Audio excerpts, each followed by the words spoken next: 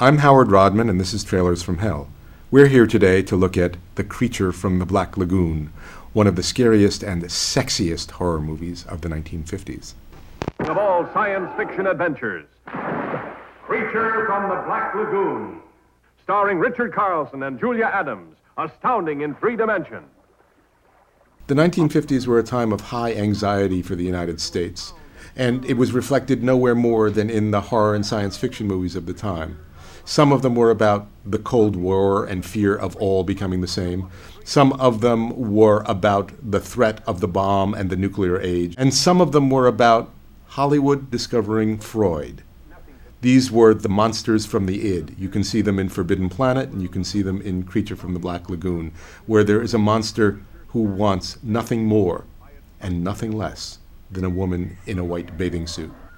Creature from the Black Lagoon was produced by William Alland, who is perhaps better known as the faceless reporter whose quest motivates Citizen Kane. It was written by Arthur Ross, whose son, Gary Ross, you may recall from such films as Seabiscuit. It stars Whit Bissell, who had one of those careers which spanned 287 films, and who you might remember fondly from I Was a Teenage Werewolf. And in the film, the creature from the Black Lagoon menaces Julia Adams, the woman in the white bathing suit. Julia Adams was a Universal contract player. She appeared in 6-7 movies a year because the studio owned her and they could just put her in film after film after film. It was probably the best way of getting a film education. And here, in perhaps her most memorable role, she's the woman in the white bathing suit who lures the creature from out of his somnolence. He's large, he can swim, he can walk, he wants only her.